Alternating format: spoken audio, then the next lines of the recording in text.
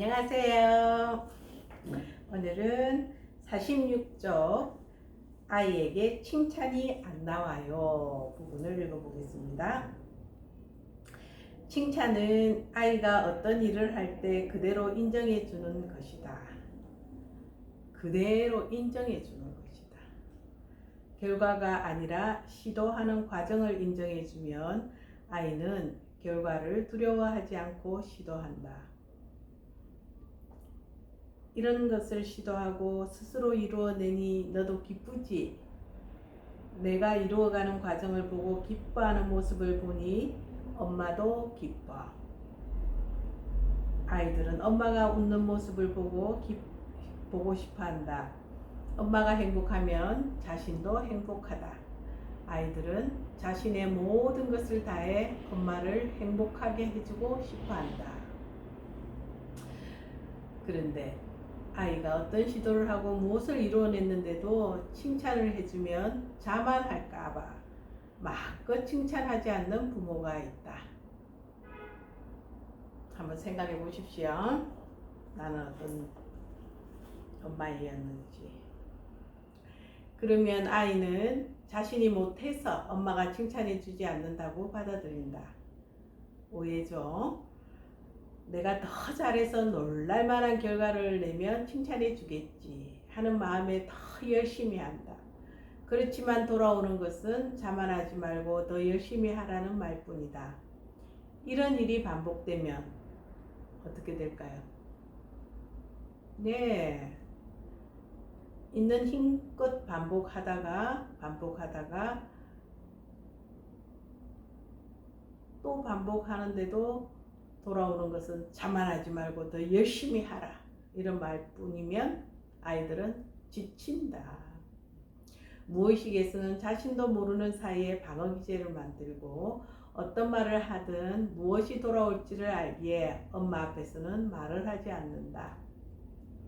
예를 들어 공부를 열심히 하고도 다른 사람에게는 별로 하지 않았다고 말하는 사람이 있다. 이런 사람은 결과를 두려워하는 것이다. 공부 열심히 안 해도 성적이 좋으면 남들이 내가 원래부터 뛰어난 사람이라고 생각할 것이고, 성적이 안 좋으면 내가 공부 안 해서 그런 거라고 생각할 테니 실망이 최소화된다. 엄마가 기뻐하지 않을 때 자신이 느낄 실망을 피하려고 미리 방어막을 치는 것이다. 결과가 좋으면 남들 앞에서 자식을 칭찬할 때 자신을 닮아 그런 거라고 말하고, 정작 아이한테는 그런 결과를 이루기 위해 노력한 과정을 칭찬하거나 기뻐하지 않는 엄마도 있다. 그러면 아이는 자신의 기쁨이 다른 사람의 평가에 의해 이루어진다고 믿게 된다. 어떤 경우든 남들에 의해서 자신의 기분이 좌우되는 것이다. 이런 아이는 학교에서 좋은 성적을 받고 싶은 마음이 있지만 그런 성적이 나와도 엄마를 만족시킬 수 없다는 것을 안다.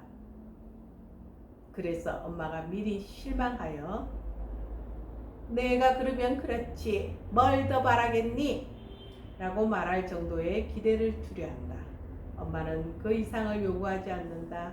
더불어 그 정도를 유지하면 엄마에게 깊은 실망을 주지 않으면서 자식보다 낫다는 만족감을 줄 수 있다. 자만하지 말라는 말은 내가 빛이 되어 나의 그림자를 건드리지 마라 라는 의미다. 무서운 말이죠. 예, 이게 의식하면서 이렇게 하는 부모는 없죠. 우리의 무의식에서 이렇게 서로 주고받는다는 거죠. 아이는 최고의 결과를 내도 자신이 노력해서 이룬 것을 기뻐할 뿐 자신이 누구랑 비교해서 뛰어나다는데 기쁨을 느끼는 것이 아니다. 아이에게 칭찬이 자연스럽게 나오지 않는다면 어린 시절에 부모에게 칭찬받은 경험이 있었는지 살펴보아야 한다. 한 여자아이가 있다. 어린 시절에 무엇을 해도 엄마가 칭찬해 준 적이 없었다. 엄마가 된 이후 자기 아이만은 자기처럼 키우고 싶지 않기에 칭찬을 해주려고 노력했다. 아이는 잘 자랐고 모든 분야에서 뛰어난 성취를 거뒀지만 틱 장애를 보였다. 이 엄마는 아이가 틱 장애를 앓는 것을 자신의 죄책감으로 가져왔다. 내가 무엇을 잘못했기에 아이가 이러는지 괴로워했다. 어느 날 학교에 가서 아이가 발표하는 것을 들었다. 만나는 사람마다 어떻게 아이를 저토록 잘 키웠느냐고 칭찬이 자자했다. 그런데 이 엄마는 진정으로 기뻐하지 않았다. 아이가 발표 중에 우리 엄마는 핸드폰 게임을 좋아해요 라고 한 말이 마음에 걸려 계속 머릿속에 맴돌았기 때문이다.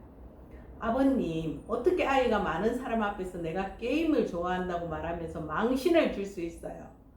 푸르미 교육연구소의 회원들은 나를 아버님이라고 부른다. 그거 아이가 망신 준 거 아니야. 엄마를 믿으니까 말할 수 있는 거지. 엄마에 대해서는 좋은 것만 말해야 하는 거 아니에요? 그러면 아이는 감추는 것이 많아지고 자신의 감정에 대한 확신이 없어져. 아이 엄마한테 말했다. 따라해봐. 나 게임하는 엄마다. 그래서 어쩌라고? 그리고 어린 시절이 어떠했는지 물어보았다. 그러자 이 엄마의 입에서 강한 분노의 말이 나왔다. 우리 엄마는 뭐든지 자기가 잘났어요. 난 무엇을 해도 비난만 받았지. 잘했다는 칭찬을 받아본 적이 한 번도 없어요. 너도 지금 아이에게 그렇게 하잖아. 예?